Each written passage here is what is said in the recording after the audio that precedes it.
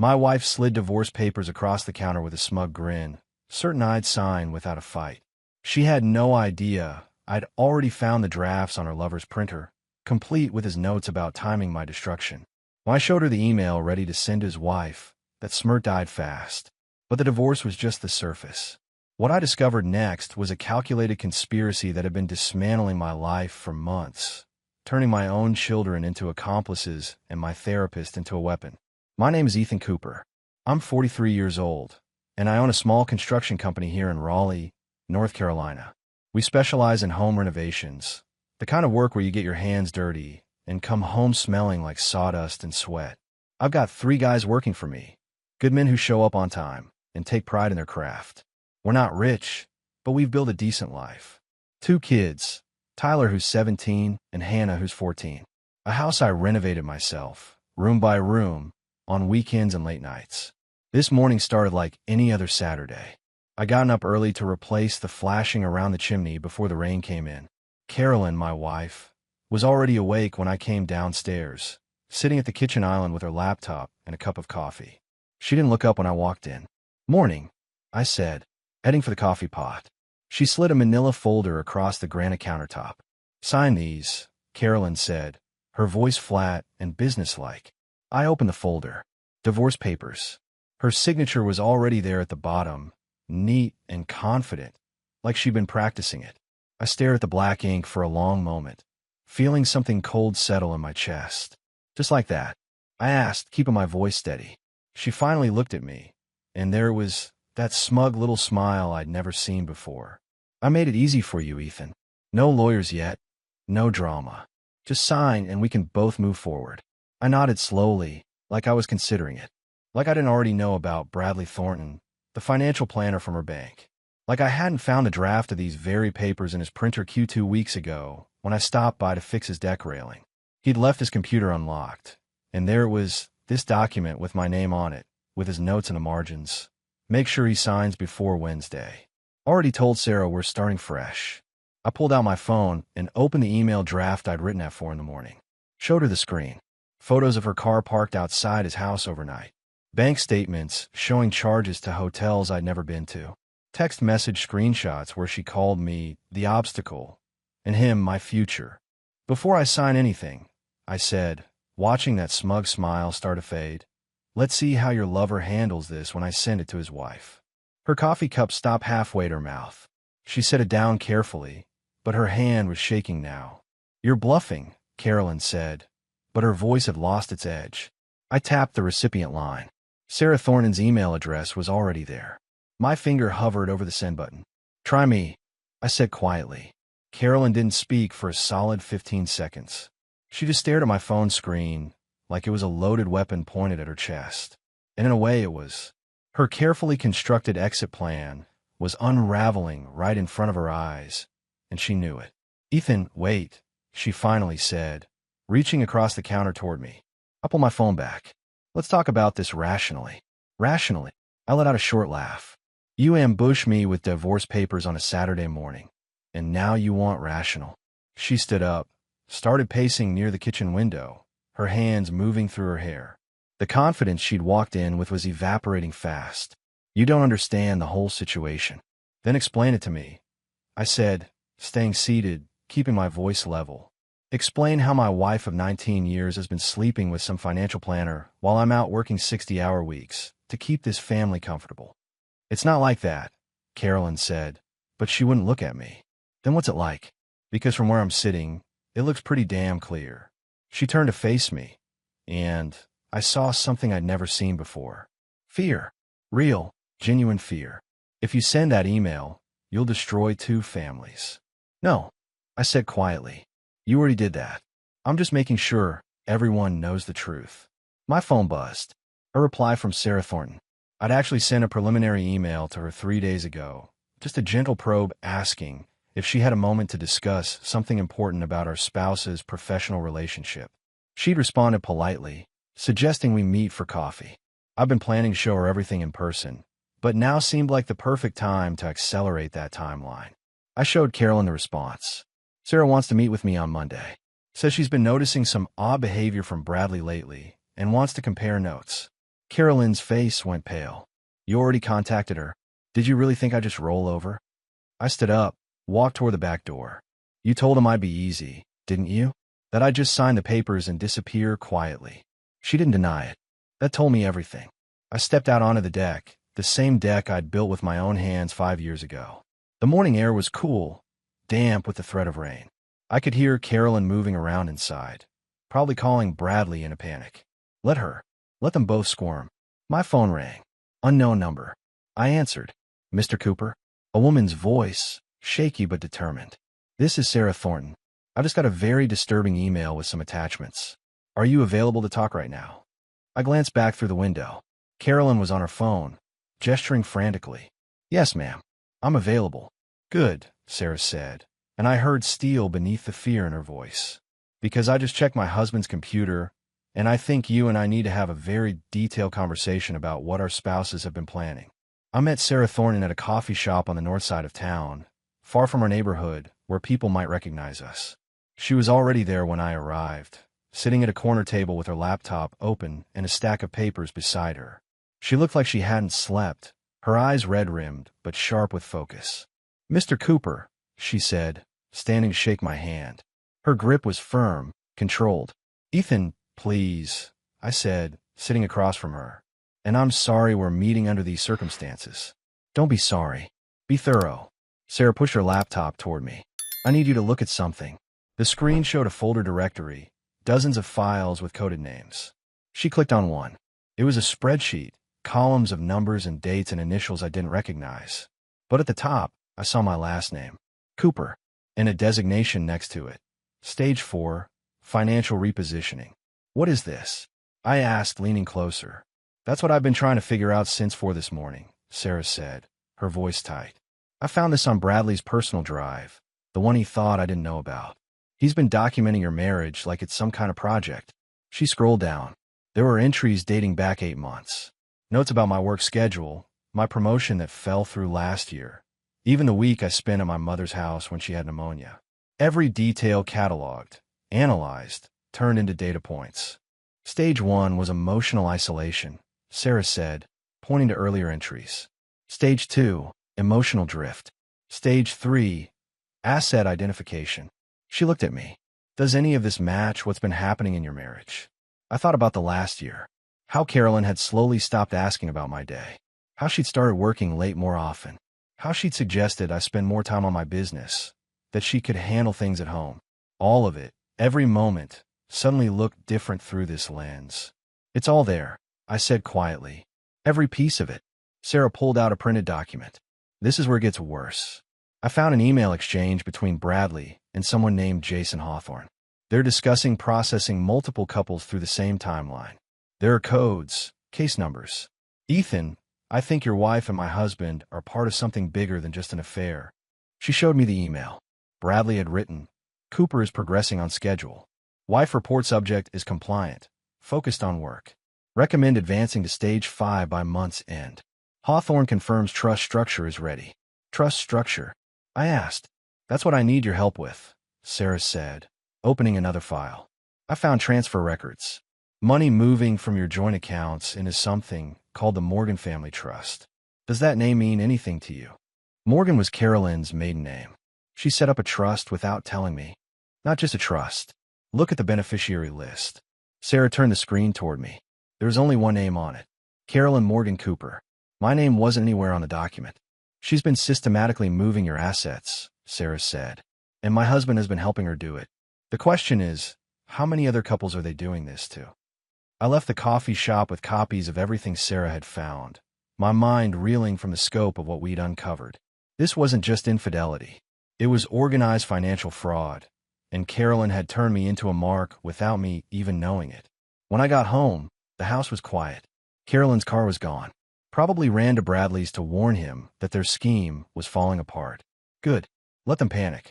I was sitting at the kitchen table, going through the documents again, when my phone buzzed. A text from Hannah, my 14-year-old daughter. Dad, can you come upstairs? I need to show you something. Please don't tell Mom. My stomach dropped. I took the stairs 2 at a time and found Hannah in her room, sitting on her bed with her phone clutched in both hands. Her eyes were wet with tears. Sweetie, what's wrong? I asked, sitting beside her. I got this text from Mom yesterday, Hannah said, her voice shaking. I didn't know what it meant at first, but after hearing you guys this morning, I think I do now. She showed me her phone. The message was from Carolyn. Tell your father I'm at yoga. I'll be home by 6. Delete this after you read it. There are more, Hannah whispered, scrolling up. Message after message, going back weeks. Instructions to cover for her. Lies to tell me. My daughter had been turned into an accomplice without understanding what she was covering up. Why didn't you tell me? I asked gently. She said it was just girl stuff, that you wouldn't understand. That she needed space sometimes, and you got worried too easy. Hannah looked up at me, tears streaming down her face. But she was with him, wasn't she? With that man. I pulled my daughter into a hug, feeling rage build in my chest. Using our child as cover for an affair was a new low. Even for Carolyn. Yes, sweetheart. She was. I'm sorry, Dad. I should have known something was wrong. This is not your fault, I said firmly. None of this is your fault. Your mother made choices, bad choices, and she shouldn't have dragged you into them. Hannah pulled back, wiping her eyes. Tyler knows too. He heard you and Mom fighting this morning. He's in his room, won't come out. I found my son sitting at his desk, staring at his computer screen without really seeing it. At 17, Tyler was almost a man, tall and broad-shouldered from playing football. But right now, he looked like a kid who just watched his world fall apart. You okay?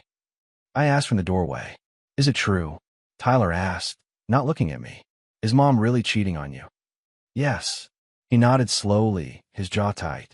I found something too. A couple weeks ago. Didn't know what to do with it. Tyler opened his desk drawer and pulled out a torn-up packet of papers. He'd taped them back together, carefully matching the edges. I found these in the recycling. Mom must have thought she destroyed them, but I recognized the header. It's from State University, my early admission application. I took the papers. They were Tyler's college applications, completely filled out, ready to submit. All of them ripped to shreds. I asked her about it. Tyler said, his voice flat. Asked why she would throw away my applications. She said we'd talk about college later, that maybe I should take a gap year, help you with the business. He finally looked at me. She was planning to leave before I could apply, wasn't she? Didn't want to spend money on my education if she was taking it all with her. The document from Sarah suddenly made even more sense. Stage 4 wasn't just about repositioning assets. It was about timing the exit before any major expenses. Before Tyler's college tuition was due. Before they had to pay for Hannah's braces next month. We're fixing this, I said, gripping my son's shoulder. All of it. I promise you. That evening, I sat down with Tyler and Hannah and told them everything. Not the sanitized version. Not the protective father's edited story. They deserved the truth, and they'd already seen enough to know something was seriously wrong. Your mother has been planning to leave for months, I said, keeping my voice steady.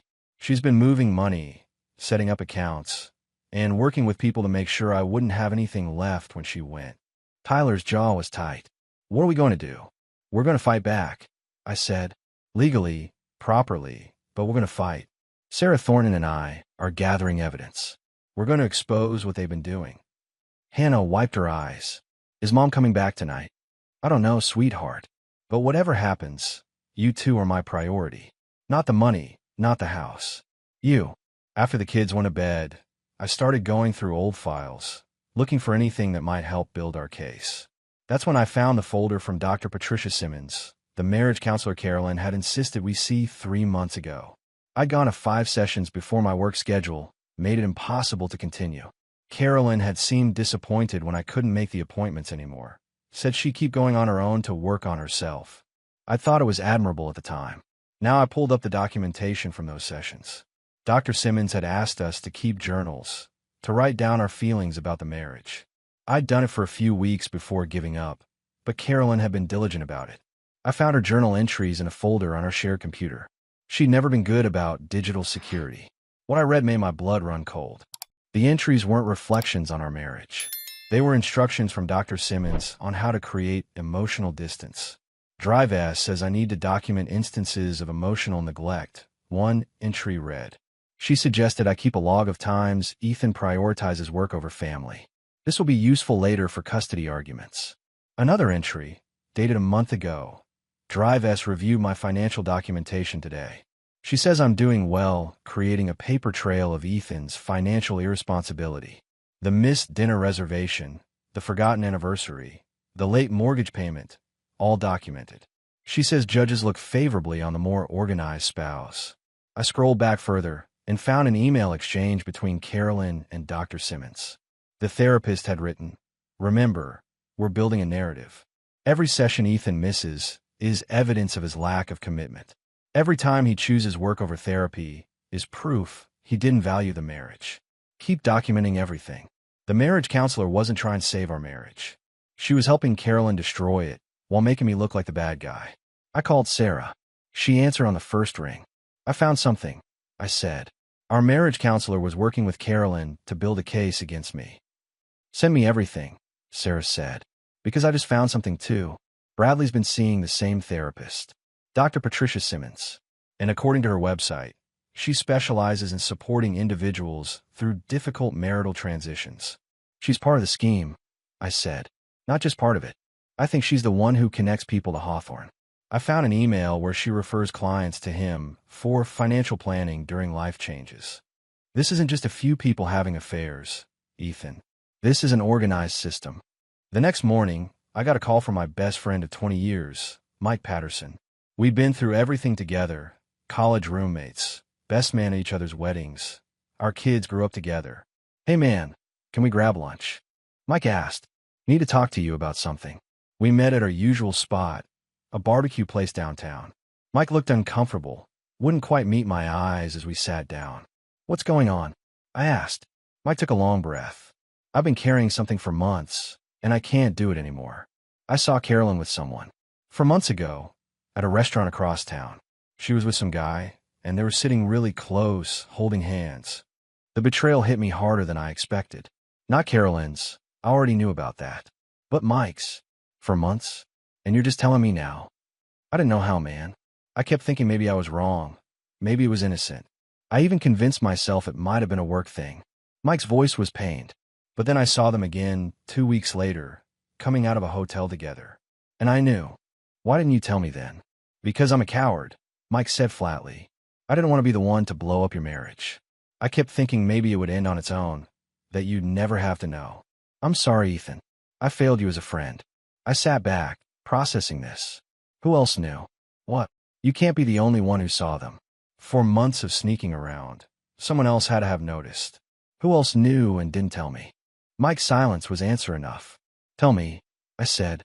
"Jenny saw them too. My wife. She wanted to tell you, but I asked her not to. Said it wasn't our business." Mike looked miserable. And Brad from the construction supply place mentioned seeing Carolyn's car at some guy's house overnight a few weeks back. He made a joke about it. Thought maybe she was house sitting. I stood up, suddenly furious. So half the people I know watch my wife cheat on me, and nobody said a damn word. "Ethan, I'm sorry. You know what the worst part is?" I cut him off. "I would have told you. If I'd seen Jenny with another man, I would have come to you immediately, because that's what friends do. They don't let each other get played for fools." "You're right," Mike said quietly. "You're absolutely right." I left him sitting there and walked out to my truck. My phone rang. It was my father. "Son, your mother and I need to talk to you. Can you come by the house?" "Now's not a great time, Dad. It's about Carolyn," he said. "Please, just come over." I drove to my parents' house, the same house I grew up in. They were both waiting on the front porch, my mother wringing her hands, my father looking stern. "What's this about?" I asked. "Carolyn came to see us yesterday," my mother said. "She's very upset, Ethan. She says you've been distant, that you're accusing her of terrible things. She told us about the divorce papers," my father added. "Son, we know you've been under stress with work, but abandoning your marriage isn't the answer." I stared at them, unable to believe what I was hearing. "She's cheating on me. She's been stealing our money. She's manipulating our kids. And you're taking her side." "We're not taking sides," my mother said. "We're just saying that maybe you should think about what you might have done to push her away." "What I did," I repeated, my voice rising. "I worked myself to exhaustion building a business to support our family. I was faithful. I was present. I did everything right, and she stabbed me in the back. Marriages take work from both people," my father said. "Maybe if you'd been home more instead of always at job sites." "I'm done," I said, cutting him off. I came here thinking you'd support me, and instead you're blaming me for being betrayed. Carolyn really did a number on you. Don't walk away from us, my mother called as I headed back to my truck. But I did, because right then, I realized that fighting back meant fighting alone. Monday morning started with a sheriff's deputy knocking on my door. Tyler answered it while I was making breakfast for the kids, and when I came to the door, the deputy handed me a manila envelope. "Ethan Cooper," he asked. "That's me. You've been served with a temporary restraining order. You need to vacate this residence immediately and maintain a distance of at least 500 feet from Carolyn Morgan Cooper." I opened the envelope, reading through the legalese. Carolyn had filed an emergency order claiming I'd made threatening statements and engaged in intimidating behavior that made her fear for her safety. The petition was full of lies, documented incidents that never happened, descriptions of me as volatile and dangerous. "This is fabricated," I said to the deputy. "None of this is true." "Sir, I'm just serving the order. You'll have a chance to contest it in court, but for now, you need to leave. You have 2 hours to collect essential personal items." Tyler and Hannah stood in the hallway, watching this unfold. I saw the fear in Hannah's eyes, the anger in Tyler's. "Dad, what's happening?" Hannah asked, her voice small. "Your mother is trying to force me out of the house," I said, keeping my voice calm, even though rage was burning through me. "But it's temporary. I'm going to fight this." The deputy cleared his throat. "Sir, I need to supervise while you pack." I spent the next hour throwing clothes and documents into duffel bags while my kids watched. Tyler helped me carry things to my truck, his jaw set in a hard line. "This is wrong," Tyler said as we loaded the last bag. "She's lying about you, and they're just letting her do it. The system has rules," I told my son. "Sometimes bad people know how to use those rules against good people. But we're going to expose the truth. I promise you that." I called Sarah from my truck as I drove away from my own house. She answered immediately. "Carolyn filed a restraining order against me," I said. "Kicked me out of my own home with lies about threatening her." "Bradley did the same thing to me yesterday," Sarah said, her voice tight with anger. "Said I destroyed his property and made threats against his life. I'm staying with my sister now." "Ethan, this is part of their playbook." Hawthorne's files that I found mentioned using restraining orders as a strategic tool to gain control of marital assets and residence. So they isolate us from our homes, our kids, make us look dangerous in court. Exactly. But here's what they didn't count on. I have an attorney now, a good one who specializes in financial fraud.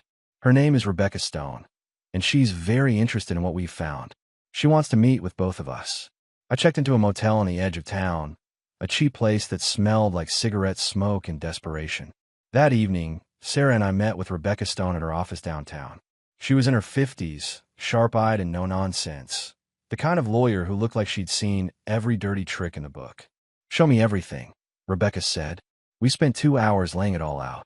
The spreadsheets, the hidden trust, the therapist's involvement, the timeline of staged emotional withdrawal, the torn-up college applications, Hannah's text messages. Rebecca took notes, asked pointed questions, and didn't show much emotion until we got to the part about the restraining orders. "They're escalating because they're scared," Rebecca said. "You found too much, and they're trying to discredit you before you can use it. But here's the good news. Restraining orders based on false allegations can backfire spectacularly when you prove they're fabricated." "Can you prove it?" I asked. "With what you've given me?" "Absolutely. But I need more time. The court date for the restraining order is in 3 days. That's not much runway." "What do we do until then?" Sarah asked. Rebecca leaned back in her chair. "You keep digging. If this is as organized as you say, there's more evidence out there. Other victims, more documentation, something that ties this whole network together. And you document everything your spouses do from this point forward. Every communication, every action, every lie. We're building a case that's going to burn their entire operation to the ground." Sarah and I left Rebecca's office with a mission. We needed to find the other victims, the names from Hawthorne's spreadsheets. If we could show this was a pattern, not just 2 isolated cases, we'd have something powerful. Sarah had made a list from the file she'd copied from Bradley's computer. 6 other couples with the same coded designations, the same stage progressions. We started making calls that night. The first 3 numbers were disconnected. The 4th one a voicemail, and I left a message that probably sounded insane. My name is Ethan Cooper, and I think your ex-wife might have been part of a financial fraud scheme. Please call me back. The fifth number, a man answered. His name was Robert Gaines, and when I mentioned the name Jason Hawthorne, there was a long silence on the other end. How do you know that name? Robert asked quietly. Because I think he helped my wife try to destroy me financially. And I think he did the same thing to you. Another silence. Then, where are you? I need to meet you in person. We met Robert at a coffee shop an hour later. He was in his mid-50s, looked exhausted, with the kind of defeat in his eyes that comes from losing everything. He brought a cardboard box full of documents. My divorce was finalized 9 months ago, Robert said, spreading papers across the table. My wife got the house, the cars, most of my retirement account. She convinced the judge I'd been hiding assets and engaging in financial impropriety. I lost custody of my daughter because her therapist testified I was emotionally abusive. Dr. Patricia Simmons? Sarah asked. Robert's head snapped up. How did you know? Because she's the therapist who helped my husband build a case against me too, Sarah said. She's part of the network. Robert pulled out a folder. After the divorce, I couldn't let it go. Something felt wrong about the whole thing. So, I hired a forensic accountant to review the case. He found evidence that my ex-wife had been systematically moving money into hidden accounts for over a year before filing for divorce. But by then, it was too late. The divorce was final, and my lawyer said fighting it would cost more than I'd recover. Who referred your wife to her lawyer? I asked. Some financial consultant she'd started seeing. Said he was helping her plan for her future as a single woman. Robert's jaw tightened. Jason Hawthorne. We spent the next hour comparing notes. Robert's experience was nearly identical to ours, down to the specific stages and timing. His wife had become distant, started documenting his every flaw, built a narrative of him as neglectful and financially irresponsible. The therapist had supported this narrative. Hawthorne had structured the asset protection, and by the time Robert realized what was happening, he'd already lost. There's something else, Robert said, pulling out a newspaper clipping. About a year ago, I found this. It's an obituary for a man named Kenneth Price. He died of a heart attack at 48, 6 months after his divorce was finalized. His brother reached out to me because he found my information in Kenneth's files. Kenneth had been trying to expose the same network before he died. The obituary showed a smiling man with his arm around a young boy. The article mentioned he was survived by a son and left behind a struggling small business. His brother thinks the stress of the divorce killed him, Robert said quietly. Kenneth lost everything, his wife, his kid, his business, and his health just gave out. But before he died, he compiled a list of names. Other men he thought might have been targeted by the same people. Robert pulled out a handwritten list. 12 names with phone numbers and brief notes beside each. I've been trying to contact these people for months, but most won't talk to me. They're either too broken to fight or too scared of making things worse. I looked at Sarah. We need to try. Every person we can get to come forward makes the case stronger. I'll help, Robert said. I've got nothing left to lose. They already took everything from me. But if I can stop them from doing this to someone else, maybe Kenneth's death won't be completely meaningless. Sarah pulled out her phone. I'm texting Rebecca. She needs to know about this, about all of it. This isn't just fraud anymore, Ethan. This is a conspiracy that's been destroying families for years. Rebecca Stone worked fast. Within 48 hours, she'd filed motions to dismiss the restraining order, submitted our evidence to the district attorney's office, and contacted the State Bar Association about Dr. Simmons' unethical conduct. But the real breakthrough came from an unexpected source. Sarah called me Wednesday morning, her voice electric with excitement. Bradley tried to run. What? He booked a flight to Grand Cayman, leaving tonight. One-way ticket. I only found out because I still have access to our credit card alerts. He charged it to our joint account. I immediately called Rebecca. Within an hour, she'd contacted federal authorities. By that afternoon, Bradley Thornton was detained at the airport with $80,000 in cash and a falsified passport. When they searched his luggage, they found encrypted drives containing files on over 40 couples, detailed instructions for asset stripping, and communications with offshore banking contacts. The dominoes started falling fast after that. Jason Hawthorne disappeared, but authorities froze his domestic accounts and issued warrants.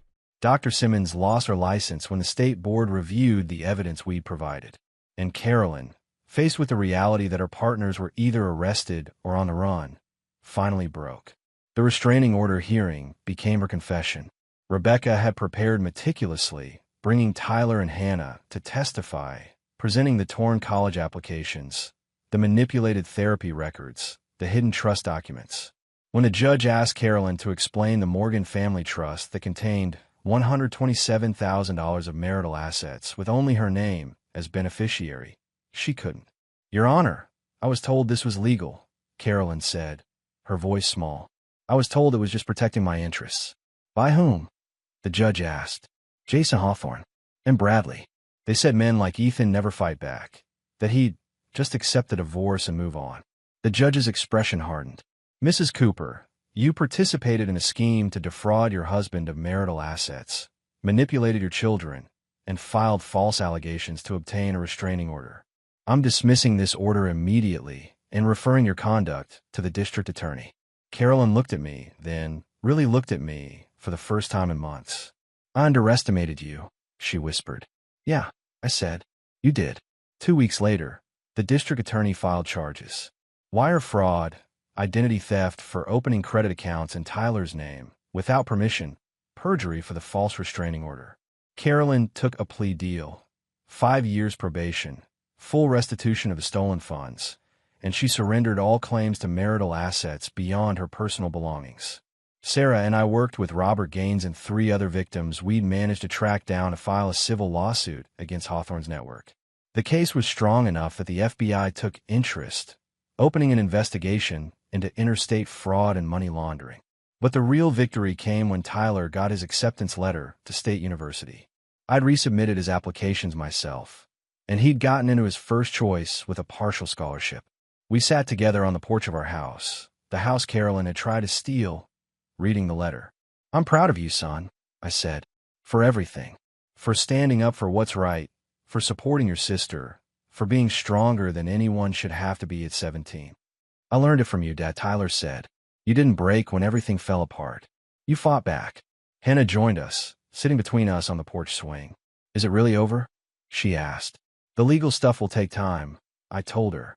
"But the important part?" "Yeah, sweetheart. It's over. We made it through." 4 months after the hearing, I stood in my driveway watching the sunrise paint the sky orange and pink. The house was quiet, peaceful in a way it hadn't been in over a year. Tyler was upstairs packing for college orientation.